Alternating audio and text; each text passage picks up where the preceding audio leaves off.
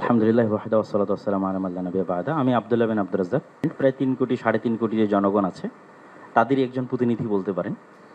তো এই মোটামুটি সংক্ষিপ্ত পরিচয়। আমার কথা হচ্ছে আজকে যে বিষয়টি নিয়ে এখানে আমরা আলোচনায় বসেছি, এটির যদি আমরা মূলে হাত না দিই, আসল জায়গায় যদি হাত না দিই, তাহলে এটিকে সমাধান করা সম্ভব নয়। বাংলাদেশে যে সকল ধর্মের মধ্যে সম্প্রীতি বিরাজ করে তার সবচেয়ে বড় উদাহরণ হচ্ছে সাইফুল ইসলাম আলিফ হত্যার পরও বাংলাদেশে কোথাও কোনো প্রকার দুর্ঘটনা সংঘটিত হয়নি এবং সকল আলেম ওলামা নিজ নিজ জায়গা থেকে, আমি আমার জায়গা থেকে, সকল জ্ঞানীগুণী আলেম ওলামা নিজ নিজ জায়গা থেকে ফেসবুকে বক্তব্যে সবাইকে শান্ত থাকার আহ্বান করেছে। সুতরাং আমাদের দেশে সাম্প্রদায়িক সম্প্রীতি আছে, এ কথা শতভাগ সত্য। তারপরও আমাদেরকে বসতে হচ্ছে কেন?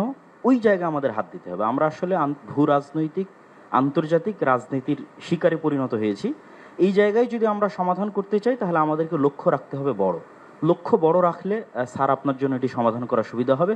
সেই বড় লক্ষ্যটি হচ্ছে প্রকৃত অর্থে আমাদের পার্শ্ববর্তী দেশে সংখ্যালঘুরা নির্যাতিত। পৃথিবীর ইতিহাসে কোথাও এখন পর্যন্ত কোনো ইবাদতখানা এভাবে ভাঙ্গা হয়নি যেভাবে আগামী 6 নভেম্বর শুক্রবারের দিন বাবরি মসজিদ আজ থেকে 50 বছর পূর্বে ভাঙ্গা হয়েছে। পুলিশ হেফাজতে যেভাবে মুসলিমদের হত্যা করা হয়েছে, মুসলিম এমপিকে, রানিং এমপিকে, এভাবে কোথাও হয়নি। এরকম আরও অসংখ্য ঘটনা আছে যেটা আমাদের পার্শ্ববর্তী দেশে প্রকৃত অর্থে সংখ্যালঘুরা নির্যাতিত। আমাদের দায়িত্ব মানুষ হিসেবে এবং তাদের পার্শ্ববর্তী দেশ হিসেবে, এবং 47-এ আমরা যে ওয়াদা দিয়ে এই দেশটাকে স্বাধীন করেছিলাম, সেই ওয়াদা রক্ষার্থে আমাদের দায়িত্ব হচ্ছে আমাদের পার্শ্ববর্তী দেশের সংখ্যালঘু নির্যাতনের প্রতিবাদে আমাদেরকে আওয়াজ ওঠানো। আমাদের দেশে কোনো সংখ্যালঘু নির্যাতন নাই, কিন্তু আমাদেরকে আওয়াজ উঠাতে হবে আমাদের পার্শ্ববর্তী দেশে যে সংখ্যালঘু নির্যাতন হচ্ছে সেটি নিয়ে।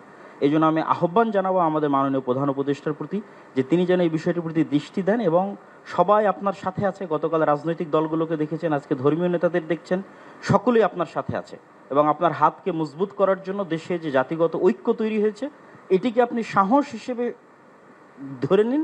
ধরে নিয়ে আপনি আমাদের দেশের স্বাধীনতা এবং সার্বভৌমত্ব রক্ষার জন্য আন্তর্জাতিক জগতে ফাইট করেন এবং আমাদের যে বন্ধু রাষ্ট্রগুলো আছে, সার্ককে শক্তিশালী করে, আমাদের বন্ধু রাষ্ট্রকে শক্তিশালী করে, যারা পাল্টা আমাদের উপর মিথ্যা অপবাদ দিয়ে আমাদেরকে ছোট করতে চাচ্ছে, তাদের সামনে আমাদের দেশের এই সাহস এবং সম্প্রীতিকে আপনি তুলে ধরুন। ধন্যবাদ। এতটুকুই আমি